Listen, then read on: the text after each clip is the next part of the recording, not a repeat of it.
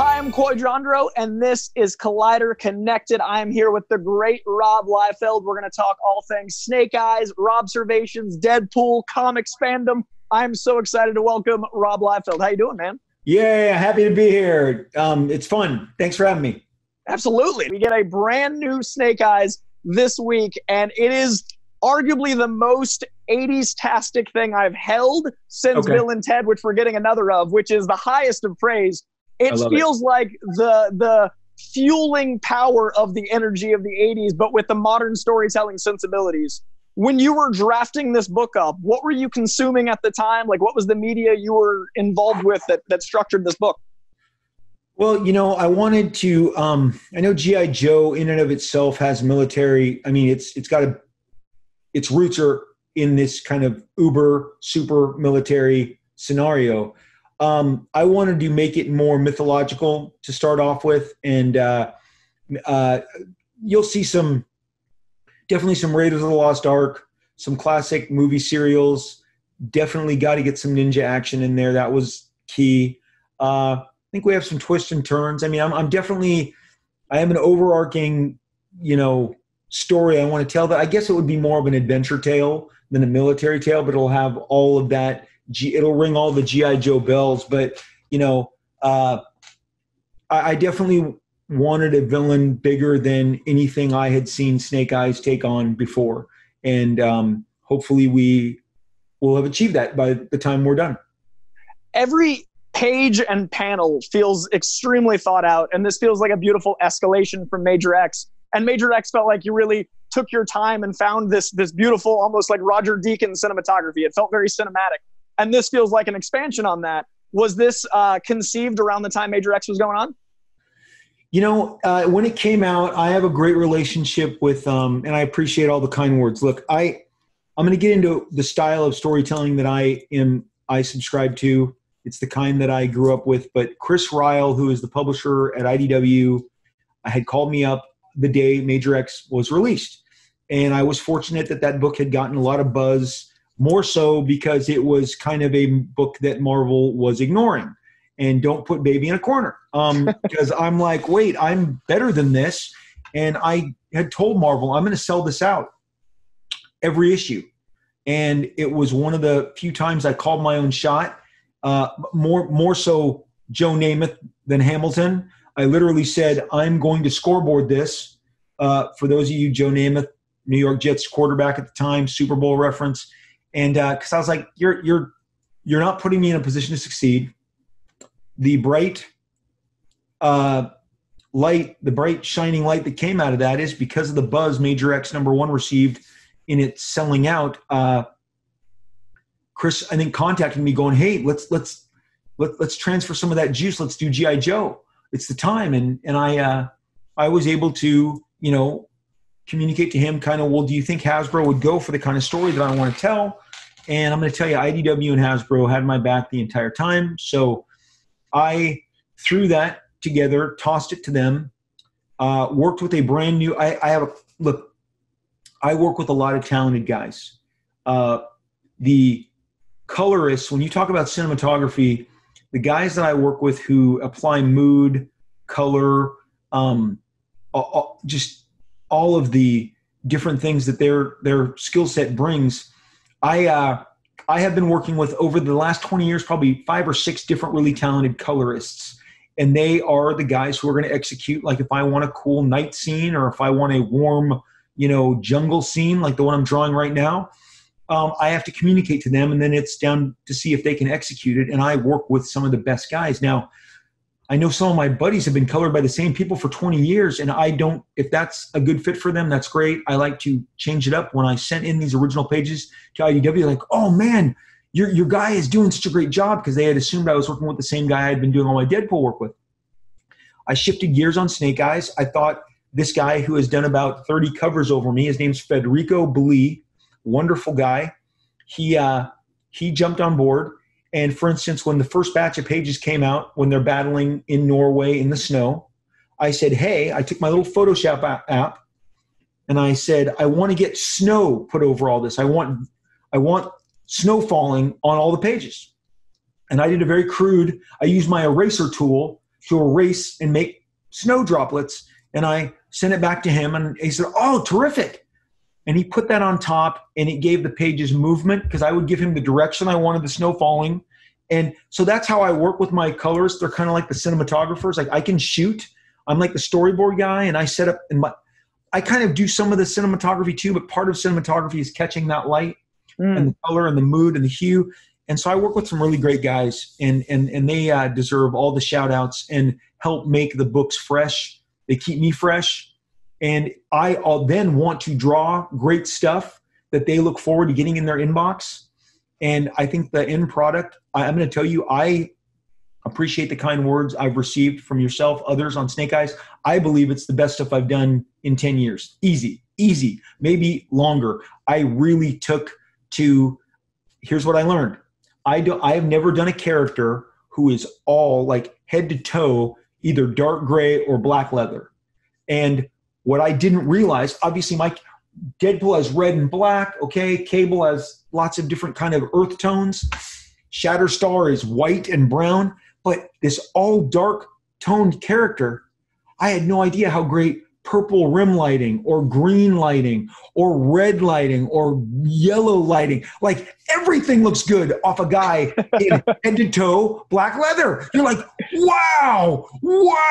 And I'm like, hey, Federico, in this sequence, I want like red flashing emergency lights on, and boom, Snake Eyes is in red lights, right? And I'm telling you, man, that only works if it works. Like you have to have great talent on the other end. And I have been on the other end of guys I've tested out and gone, oh, so this isn't going to work out. So I'm not really sure what you asked me. Oh, listen, I have to tell you my approach to storytelling. And this is the thing. The movement and the action is key to me. And I'll tell you what, I'm going to give you a little kind of slice of what I do on my podcast. Coy, I don't know if you're aware of this. I'm going to share this with you. Stan Lee handed it down to Jim Shooter and in between Roy Thomas. These were the editor-in-chiefs at Marvel from the 60s to the 80s. And Stan had a style of storytelling he insisted that Marvel Comics adhere to. And obviously, when you've got guys like John Buscema, Jack Kirby, John Romita Sr., George Tuska, Steve Ditko, these guys drew some of the best figures, some of the best action. But in a 21-page story, the first 7 pages that Stan always wanted, whether it was Spider-Man, Daredevil, Captain America, Thor, he wanted you, Coy, me, Rob, that could be our first comic, our first Spider-Man, our first Thor. When you open it up, 7 pages of the character in action. Spider-Man using his webs to swing through the city, maybe webbing a crook, Cap throwing his shield, using his super soldier applications, Iron Man utilizing his armor, Thor throwing his hammer. Always open with the character using their powers so that you can understand what you just opened up and why that character is who that character is in terms of what they can do. The middle section, the 7 pages in the middle, are your character interaction, your subplots, your consequence of characters, setting up, he doesn't understand that behind this mask, I'm this guy manipulating him to do this. And he doesn't understand that I truly am in love with Mary Jane, and I'll take her from him if I need to, okay? So it's all that. Or J. Jonah Jameson saying, you screwed that shot up, you're fired, oh my gosh, I'm out of work. I'm going to go drown myself at the local bar. Oh no, a bomb just got thrown at me, because now we are entering the last 7 pages, which also close with action and a cliffhanger. I learned that at a very young age. It was the books that I grew up on, that's how they operated. And there are a million variations, especially that middle 7, a million variations on that theme that you can do.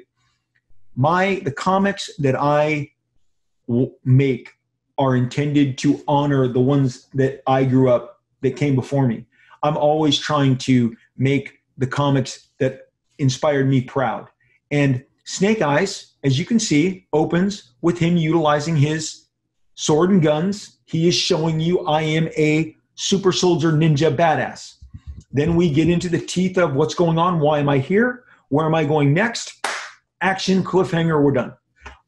it's a simple formula. It's a satisfying formula. Stan obviously knew what he was doing. I think Jim Shooter really learned at the feet of Stan and applied that. And those were all the books I grew up with. So when I'm doing Snake Eyes, I'm still adhering to what I believe works. And if you and I were to sit down and have a talk, not comic book artists, but filmmakers, Tarantino, Paul Thomas Anderson, Steven Spielberg, Martin Scorsese, these guys adhere to their own formulas. And you look forward to getting, with everything they do, you're going to get a version of that, maybe with a new twist on it. But they definitely give you a version of what made them them. They have their isms that they apply to you, and that's why we return. And so, to me, comic books lead with action. Why give people superpowers? If you're going to make Venom, he's got to do something venomy, okay? Right? Not sit and have a beer. If he does for 7 minutes, it should be bookmarked by a giant fight and end with a giant fight and his tongue and the symbioteness and the teeth, whatever. So then we're both Extraction fans. The film opens with action, then it gives us backstory, and then it goes into the second act and has very much that flavor. That's why that movie worked for our sensibilities. I mean, it is engaging. Right when you think, oh, are they going to continue to talk? You take their breath away with this. Whoa, am I really watching The Raid with Chris Hemsworth? Well, I didn't see that coming. I didn't know that when I turned on this movie tonight, that's what I was going to get. Right. So, I mean, I just look, it's a blast to make comics. It is my therapy. It is my passion. I think, that's it, Coy. I don't do this to pay the rent. I do this because it is my passion. My kids think my dad, you're not drawing it. The best is this new age of artists. Everyone draws on their iPad. I can't do that. I don't even know what the surface is weird. I even ordered the special film that you put over your iPad to make it feel toothy. I'm like, why am I doing this when I just want to have a piece of paper here? I'm reaching in my drawer right now. I just want a piece of paper. I want to draw. I want to draw on a board. Okay, I want to draw on a board, and I can't do that with these iPads. Hats off to these guys who can pull it off. But like I said, man, I got a lot of paper here. Let me see if there's another one I can throw at you that I can tell you this would be really hard to do on an iPad. Now they're like, no, Mr. Liefeld, because they're all very younger than me, so they all call me Mr. Liefeld. I can teach you. It's the one I wanted isn't here. I did some really killer atmospheric ink splots and white paint thrown in at the board. It's still a canvas. Now I understand the iPad is also a canvas, but for me, I use the iPad to communicate color guides or correctional tools. But I got to have paper. I'm old. I need paper. That actually ties in a nice question for you. You said today you were going to actually show all of your pages for the first time, your actual production process. Is it because you were saying this is some of your proudest work in 10 years? You want to just show the process of comic making? Great question. I'll tell you why. I will not sell interiors of characters that I created. I have hoarded all of my, Major X artwork did not go to market, and it will not. I believe there will be a Major X follow-up. I believe in my lifetime or my kid's lifetime, he will transfer to some sort of either animated adventure, a video game. He will take on another life. There will be an action figure, much the same as there have been with all the stuff that I created for Marvel. I hoard that because I want my kids to be able to have the benefits of it either when I'm very old or when I'm dead. So I am dead scheming. But Snake Eyes, I didn't create. He's just a character that I'm riding the coattails of, and it's fun artwork. So for years, people have said, how do I get some interiors? For instance, Deadpool Bad Blood came out a couple years ago. It's 100 pages. I have all 100 pages plus both covers. They're not going anywhere anytime soon. But with Snake Eyes, I feel like this is a way to release these. If you want to buy them, you can. And what I did for really accessible, because art prices have gone insane. And my preliminary drawings, my pencil roughs, there's a huge audience for that. And I don't release those either. But again, Snake Eyes, I feel like it was a great job. I love doing the job, but I don't have any skin in the game in regards to, if I die tomorrow, I was just another guy, no matter how entertaining, that did Snake Eyes. But, you would give anything to get an original drawing from Steve Ditko of Spider-Man, or there was a lot of people. And again, I'm dead scheming. So again, I want my kids to be able to split all this up. And Coy, I could build a throne. I could build a throne out of all the art. I mean, if you started, one sheets like I just had, that's just one drawer. I got so much artwork, right? And my wife's like, you need to put most of it in a safe. So I love how my wife talks like that now. You need to be, she doesn't sound anything like that. She's very sweet. She just said, you should put that in a safe. And so I have transferred much of my artwork to more of a, so I appreciate you asking, but it really is a way to release my art. Collectors, the thing where you like, but Rob, you sell some covers. I think I did 65 covers for Marvel last year. I've probably done an average of 30 to 40 covers in the last 6 years for Marvel. So at some point you go, I have 10 Deadpool #1 covers because they've relaunched Deadpool 10 times and I did a cover for all of them. So now it becomes, well, which of these do I like the most?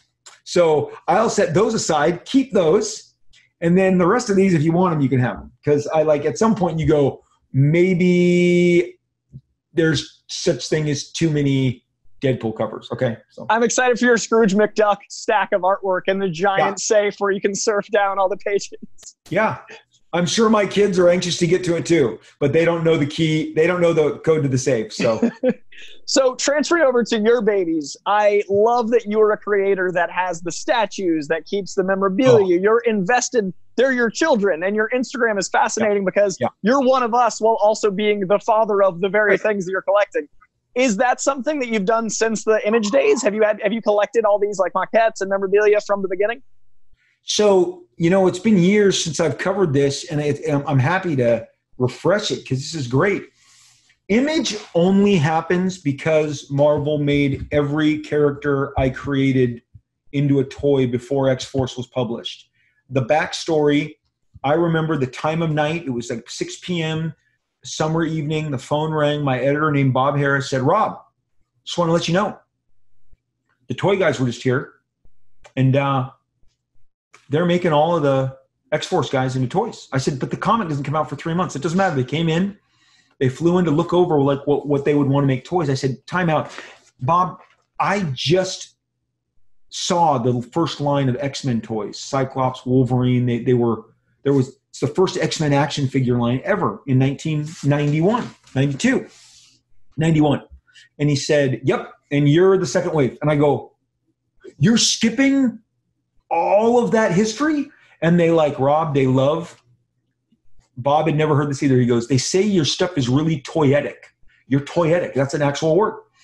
And again, getting back to the G.I. Joe of it all, that's because my characters carried weapons, swords, double-edged swords. Okay, so right here.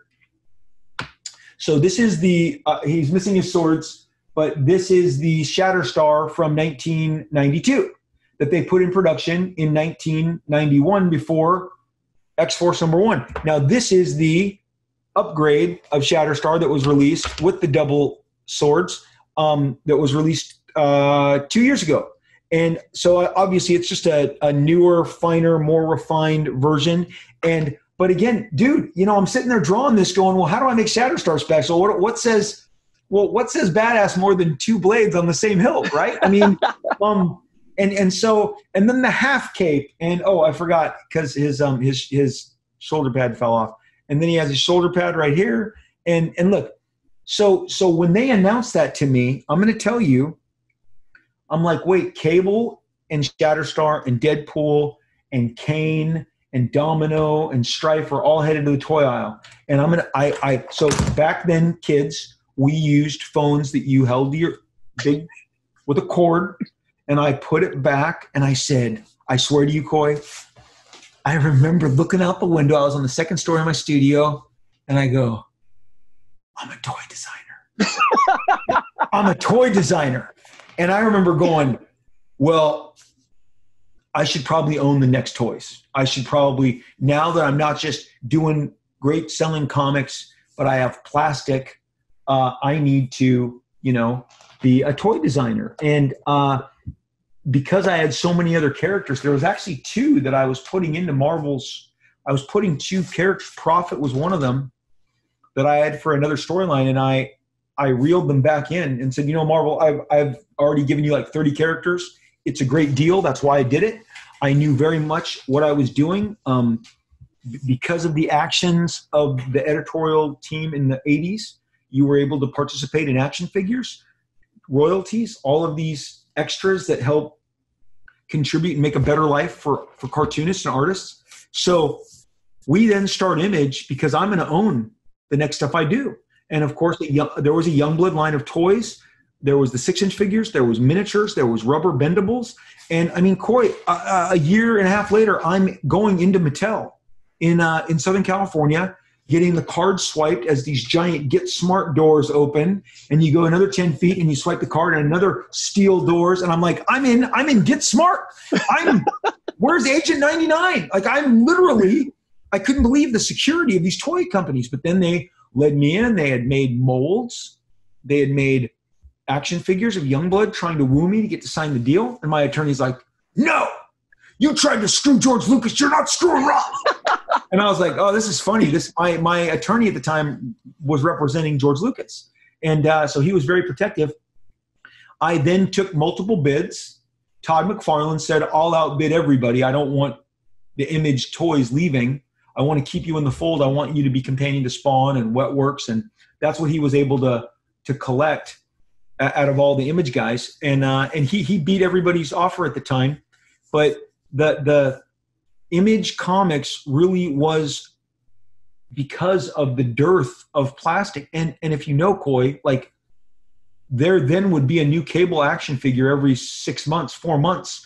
And that's what and I love sharing with Brolin, like how popular Cable was. We've all gotten swept up in how ridiculously popular Deadpool was, but I also read my comments on Facebook and Twitter, and they're like, man, you give Deadpool so much love, but Cable's my guy. And the thing is, the anniversary to X-Force was just a couple weeks ago.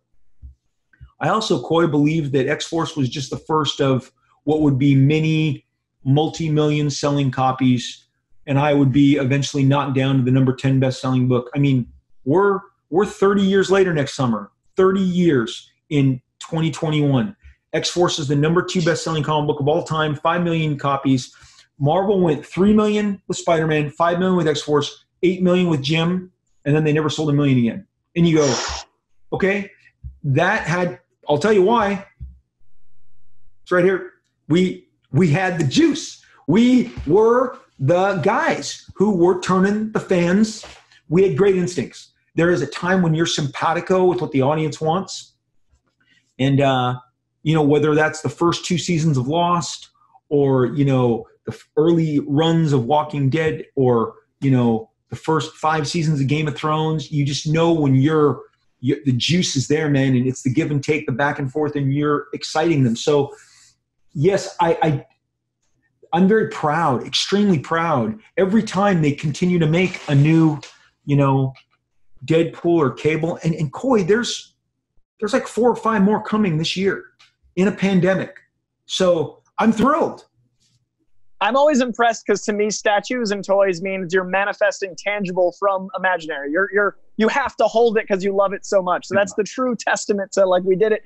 And I love that now Snake Eyes kind of mirrors that in reverse. Like G.I. Joe toys, now the comic is happening because we need the new stories. It's this beautiful Ouroboros of love for fandom. And you've got both sides of that covered now, like tangentially. What do you feel about the future of movie making with these characters that haven't gotten like further yet, like your Prophet, your Lady Deadpool, these characters that are also your babies that are on the short-term list?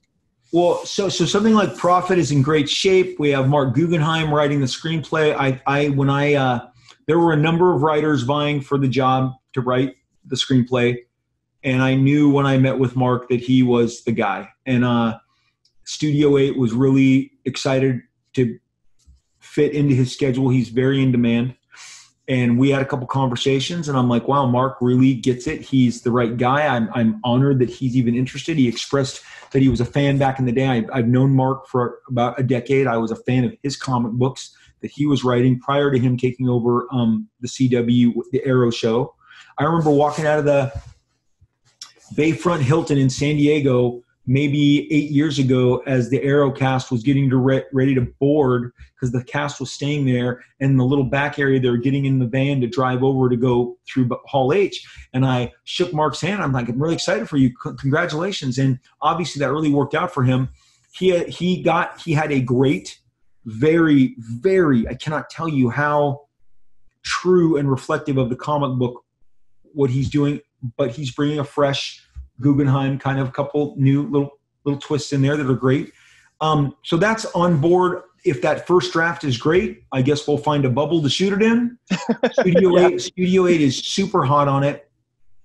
You know, I the last couple of days on social media, like I said, I've really felt the cable fans who have contacted me and challenged me, and I want to. I mean, I do the case for cable, part 1, part 2. And I love when the guys go, man, you forgot all these. What are you doing forgetting about this? And what I want to say is, hey, man, Instagram limits you to 10 frames, okay? I can only load 10 pics at a time, and then and I'm not trying to burn everybody out. I'm putting a couple days in between each, but, you know, the case for cable 3 and 4, and just the idea, because people, you know, they don't understand how cable lived on end caps of Toys R Us, of Target, of Walmart in the 90s. You know what? I'm gonna pull another rabbit out of my hat here. Watch this. Just hang on real quick. This is the fun of filming at home. Well, and having my accessible. Okay, so check this out. Booyah! So these are my cable, you know, animation cells. Yes. When Disney Plus dropped, you know, I started looking at my I immediately grabbed the X-Men cartoon and started watching it. And my kids are like, wait, there's a cable cartoon? And I'm like, no, he's just in a lot of episodes and a lot of good episodes of X-Men, right? Yeah. And I can't even tell you. So I am drawing in the green room of LA Comic-Con last year. I am finishing up a drawing in the peace and quiet of the green room where everyone, as you know, goes before they go on stage. And a really nice man, I kind of recognize him. I don't think I've seen him in years. He walks up to me and he says, hey, man, I can't tell you what a blast it was bringing your characters to life. And he goes, and Deadpool is only in that blinker you miss him shot because of me in the X-Men series. And it's Larry Houston. He was the producer of X-Men. And, you know, suddenly we're hanging out and I'm like, this is so great. And he was the guy that brought Cable and Deadpool and more, because again, Coy, you're aware, Cable was in a lot of big stories on the X-Men show. So yeah, it's just, it's really fun. Again, Larry couldn't have been more like lively and spry. And he's like, oh man. And so we immediately became Facebook friends and talking about the good old days, man. Yeah. So look, the Cable should have his own movie series. He can exist independent of Deadpool in a heartbeat. He has for years. If Deadpool's been in like 330 comics, Cable's been in about 520. Yes, I've counted. But he had X-Force and his own Cable series, and then Cable Deadpool, and then his own Cable series, and then another X-Force, and then his own Cable series. You know, the bottom line is, especially, you know, in between Deadpool 2 being wrapping and then opening, I got really close with Josh, and he was very excited about exploring Cable in the subsequent sequels. The X-Force standalone movie that was, in his own words, Cable-centric. And I just hope that eventually when Marvel turns the lights back on again and goes into full operation mode, that they can realize that, like, look, Kevin, you're great, you're brilliant, but part of being brilliant is, you know, letting lieutenants go off and make some of that brilliant stuff. And I don't know how much he can oversee on a day-to-day. I literally don't. I don't. Maybe if Kevin Feige is sitting right here, he's like, hey, dipshit, I can oversee 25 projects, okay? I can oversee 25 projects at a time, Liefeld, so back up. But in my mind, I'm like, why not, delegate maybe a cable movie to somebody else and just oversee it? Because the irony of it is Wonder Woman, Joker, Deadpool 1, Deadpool 2, Logan, and Into the Spider-Verse did not have Kevin Feige on board. And they are all excellent, ridiculously successful movies, okay? And as wonderful as Kevin is, there are clearly other paths to those successes, whether it's Patty Jenkins, whether it's Lord and Miller, whether it's Ryan's version, Vision being enacted. Obviously, he was adamant that he said goodbye, but a cable movie, as well as, come on, Coy, I really believe that we are into the multiverse of movies now. You're talking about bringing Michael Keaton into a Flash movie? I think what you can do with Deadpool is, since we're living in this age of Fox kind of folding into Marvel, you and I about a year and a half ago talked about Deadpool kills the Marvel universe. Right. I think it'd be really interesting if they did Deadpool kills the Fox universe, and they have Deadpool taking out Chris Evans, not as Cap, but as Human Torch. They have him taking out Michael B. Jordan as Human Torch. They have him with Ghost Rider as Nicolas Cage. You get rid of that universe with Deadpool because he's canon, and then Time Turner him into Marvel. The quarantine has done you good, Coy. That is, I'm going to tell you right now, that is an outstanding idea. See, I'm not the guy, but I'd hit produce on that in 10 seconds. And again, you just made the best case if you were pitching me, but I'm not the guy. I'm just sitting here dreaming up the stuff that they take all the way to the bank, the multiverse of banks. The multiverse of banks is here. No. I just, and that's the thing. But here's the deal. And then, because I really, it's weird how fandom acts, and I've encountered all different elements of fandom. And it's weird when I encounter the angry fans, because the last thing is, I'm not angry. I know that they may even take a soundbite from me from here today and drum it up and make it dramatic and make me sound like an old man, screaming on the lawn, like, there's never going to be another Deadpool. No. That should be read as, there may not be another Deadpool, and I'm fine, because I have to live with the fact that I had two amazing experiences, two movies I'm extremely proud of. I love knowing everybody on those movies. I love Ryan, Josh, Zazie, David, Tim Miller, all of them. The work they did was fantabulous. Those movies are going to stand the test of time. They are a generation's Superman the movie, the way I love Superman the movie from 1978. I know kids who, they still tell me, I was at a barbecue, a big, giant outdoor barbecue. Don't worry, kids, we were wearing masks, but you could land planes in this backyard. Okay, so like this is big real estate. And the guy grilling goes, "Hey, Liefeld, Deadpool's my favorite movie, man. I still watch it. Like once every 2 weeks." I'm like, I'm so happy for you. But in the world we live in, nothing is guaranteed, and it takes a lot to make movies. And in post-quarantine, it's weird. What I don't really understand is giving the audience why there isn't a Deadpool cartoon yet. Like, I don't understand that. Right? Losing to Donald Glover, just the script he released from his, I'm leaving this project. Those 8 pages was some of the most inspired voice I've ever encountered. And it was like we lost something. It was, I think, the biggest loss in pop culture of my generation. I can tell you stories, Coy. Oh, I got to know. I can tell you, buddy, woo, that was a gut punch. But that's like 2.5 years ago. I'm still not over it. No, just kidding. I think about it weekly. That's my guy grilling. Every 2 weeks, I think about Atlanta by way of Deadpool and not having Childish Gambino's voice. Do you have your Deadpool Hot Wheels yet? Okay, come on. So that's the match. You mean the head pool? I got to actually talk about head pool, because you with head pool in a pool as a head talking about you. It was meta on meta, him saying your name. I should have brought him in here. I literally, Coy, he's creepy AF. Right? I mean, like, my kids, that's what they'd say. I cannot believe Hasbro. I can't believe it exists. And one guy, there's always somebody smarmy, but I'm going to tell you, it is way more impressive in person. When you look at it from every angle and the mouth is moving, the neck is jawing, he goes back. I'm glad we have a boogie board. I had him on a raft and he kept falling off. And I was inches from him going in the water. And my family is like, you're going to ruin this. Because I was getting a little too daring. And that is not in stores until September.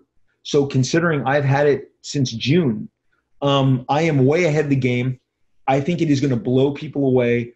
I expect to see them in a lot of people's like houses with them turned on and talking to you. It's going to creep you out, man. It is phenomenal. It is, again, like that's next level. The guys at Hasbro must be through the roof. Like they were like, let's make a head that talks and says 1,000 things. I mean, so Coy, you should have cued it to me because I'd have him with me. Right, he's out on the mantle. He's outside. That's where he should be. I love that he's on a mantle as he belongs. Yeah. That's right. My #1 Christmas list or birthday list this year, Collider. So you know, well, I have no doubt you'll get your hands on one. So before we lose you, I want to talk about Robservations because I think it's right up there with like what TV Guide did to change TV viewing for immersive entertainment for comic books, because there's nothing like it, and that blows my mind. Comic books are the #1 pop culture thing right now. They're making billions of dollars. Every property is getting greenlit, and you're showing us the inside track from the present and the past. And it's such a great, fascinating insight. What's it been like from the industry side? Have you heard from people you talk about? Have other creators been listening and giving feedback? You know, Coy, I actually have. It's been really rewarding. Like I haven't heard. Again, it's very personal. I'm just waxing over my personal experience, my journey. I really call it a journey because, like I told you about Stan Lee and Jim Shooter's guidelines for a comic book, I learned that after I had experienced it. And once I learned, I'm like, wow, now I understand why these books were so rich and so relevant and why they moved me and why I was never bored and why those last page cliffhangers, just blew me away. And so me being able to talk about it, talk through it is a blast. And I just, look, this generation, the generation kind of below you, I'm shocked at how much they don't know in what they're interacting with. And when you can source it, and I bring some great sources, I bring, quotes and I read from forewords or from, blogs that people didn't even know exist. Jim Shooter has a blog. He abandoned it in like 2010, but for 2 years, he put the best stories of his time at Marvel. And then you collect that with this interview from this magazine. And, before I went on the air with my latest podcast, I was digging through some old interviews because I knew that there were quotes I wanted to get, exact. I wanted to read the exact quote. And some of the things that these people said in 1980 or 1982 are very prescient. They forecast what's coming. And I believe, I firmly believe the past informs the future at all times. Look, again, the guys who say, oh, you're just being nostalgic. No, the Eternals, which came out in 1977, and Jack Kirby was like, look, I just did the New Gods and Darkseid and Orion and Mr. Miracle and all that over at DC for 5 years. Those were the first books that he had written and drawn himself. Well, now he's back at Marvel. He introduced us to a new race of immortal gods that walk among us. It was literally almost like I'm now just going to do the fourth world at Marvel, but it's going to look different. You never thought Icarus and Orion looked anything alike. You didn't think Circe and Big Barda looked anything alike. He was fresh. He had a new take. He tied it into Mayan mythology and just went pyramids and Indians and clearly Jack had seen Chariots of the Gods, which had come out right around that time about alien life and in search of aliens, and he applied that all to the Eternals. And what we are about to get is those characters played by John Madden, Angelina Jolie, Salma Hayek. Kevin Feige clearly is leaning hard into Jack Kirby's body of work from 1977 to 1979. That's not nostalgia. That's source material that I don't believe a whole lot of people have encountered that. I have the omnibus of the Eternals that I bought a decade ago. That thing is like $800 on eBay. Go check now. Wow. You can't get one for less than $600, and it'll be ripped and torn. But those omnibuses are limited edition, and when they go out of print, they go out of print. Now Marvel's going to flip the switch and I think do a new edition.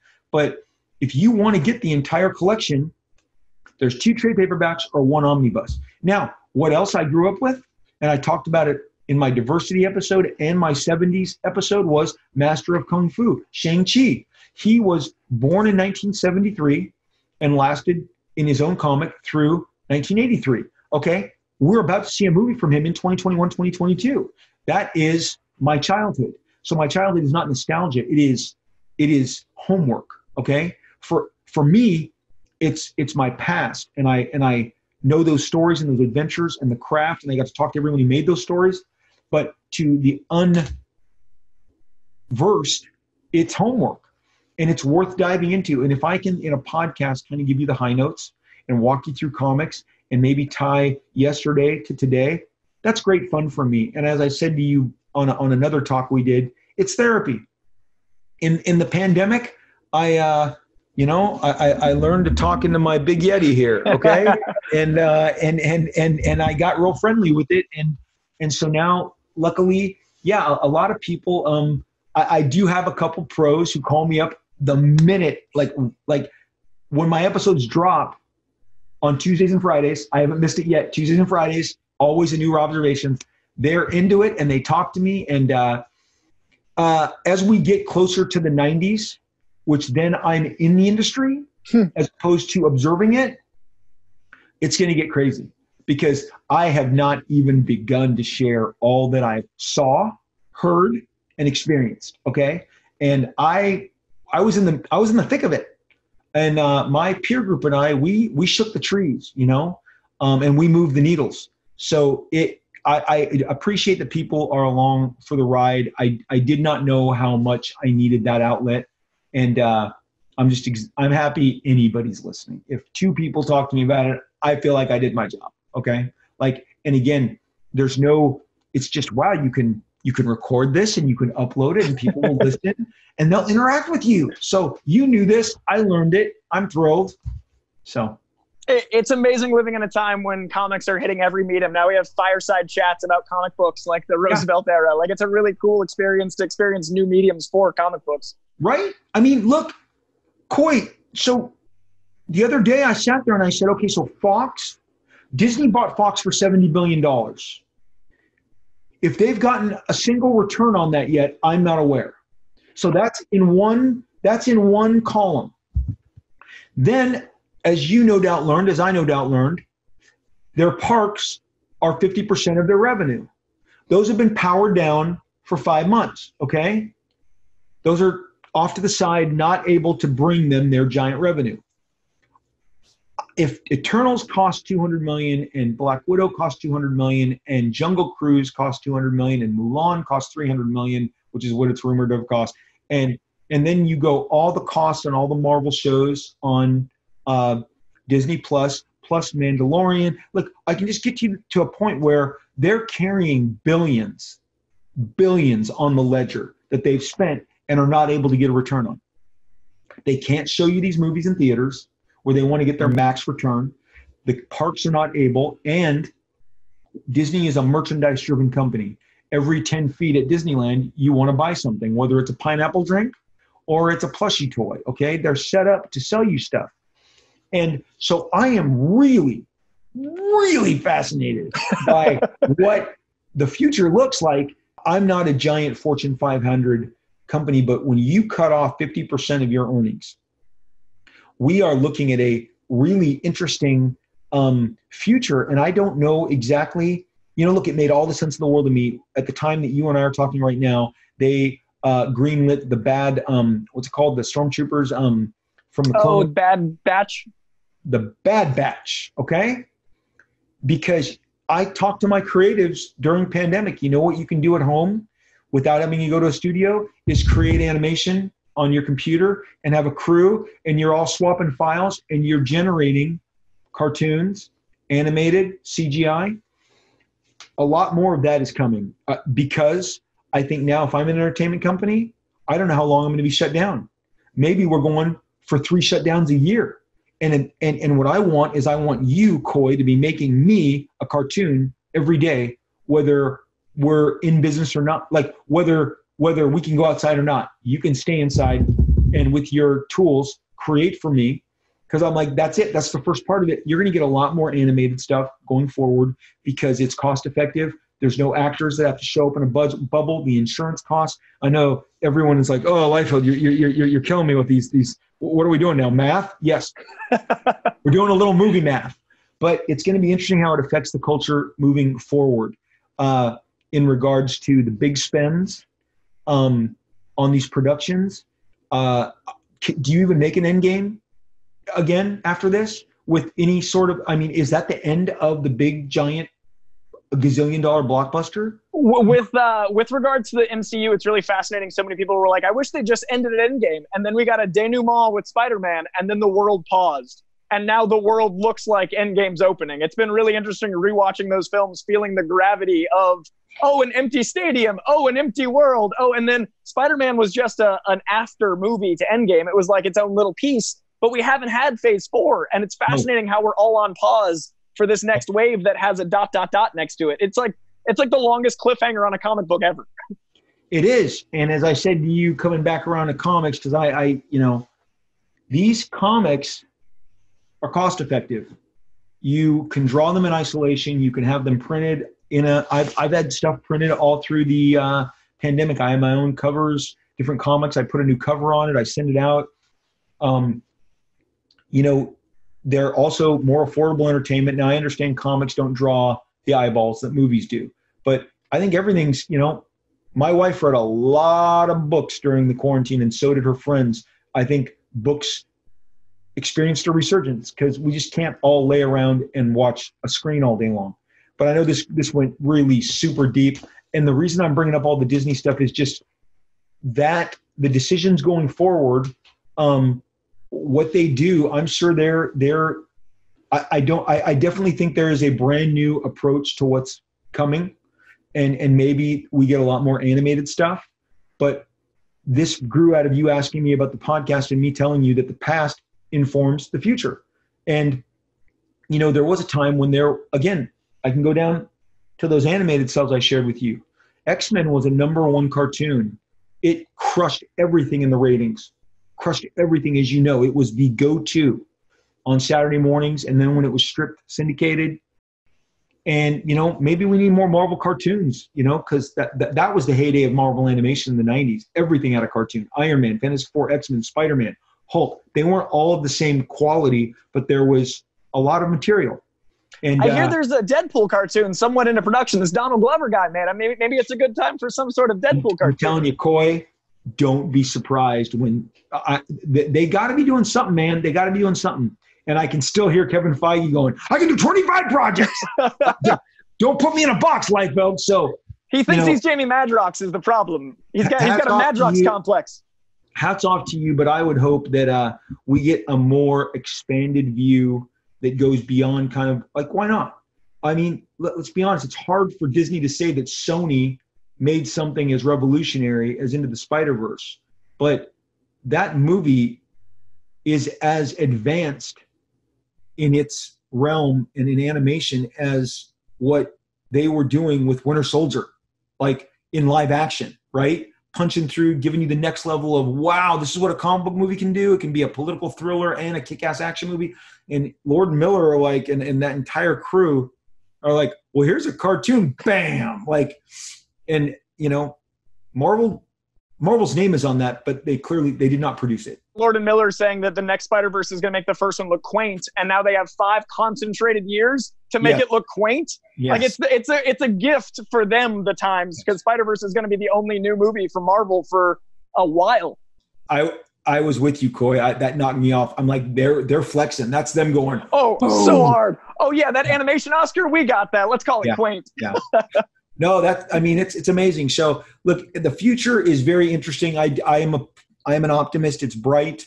I believe there will be creatives cannot be held down, and there's all these new ways to make entertainment And I obviously am more invested in comics than I've ever been, because at the end of the day, like I said, it's tactile. I can make a page from the top to bottom. I can fill it. I scan it. I send it to my colorist. We talk it over. We come up with a completed page. We send it to the printer. I get a physical copy. I like my physical copies. I also like getting them on my pad. Okay. I bought some comics on my iPad today, some back issues that I could not find, and it was a last resort, but now I have them. And I'm like, why did I look for those comics for 2 days when all I had to do was type in and hit $9? Like, okay. And now I got, 300 pages that I was looking for. So Coy, I've completely derailed this conversation. But listen to Raw Observations, my awesome podcast that will enlighten you maybe. New Snake Eyes, which, man, I got to congratulate again. I was looking forward to this book for a full year because we've been talking and building and growing, and now it's here, and it is everything. My last question for you is there any character that you haven't gotten to play in the sandbox of that you still want to? Yes. Fantastic Four, Marvel knows this. It is the ultimate Stan and Jack legacy. There is nothing bigger. Do I believe I'll ever get access to it? I do not. So some things you just kind of write off and go, that didn't happen. There's some Archie Comics characters in the same way that the Watchmen characters were based on Charlton characters, that Rorschach was the Question and Captain Atom was Dr. Manhattan, and Alan Moore had always intended for those Charlton characters to be the Watchmen. The first issue was called Who Killed the Peacemaker, not Who Killed, the comedian. But then DC told them they had to change course. Archie had a superhero line. They were called the Crusaders. There was the Shield, the Comet, the Fly.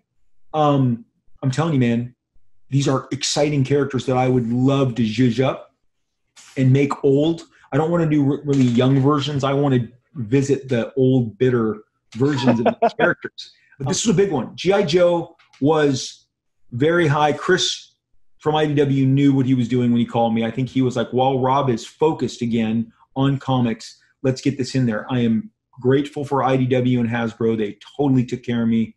And I'm glad you enjoyed what really is the first act of a 5-act, play. So I hope you enjoy the rest. We totally go in a different direction next issue, and I get to revisit my childhood again. It's so much fun. So come see what other old G.I. Joe toy Rob pulls out and introduces you to. It's the most fun sandbox ever, man, and congratulations. It reads like you're having a blast. And thank you again for all the stuff you're doing for retail. I love the charity work with the comic books and the podcast. You're covering all the angles of comics, and I appreciate it. Coy, fist bump. We're fist bumping. All right, buddy. Thank you, sir. Always a pleasure, man. I'll talk to you soon. Okay, take care.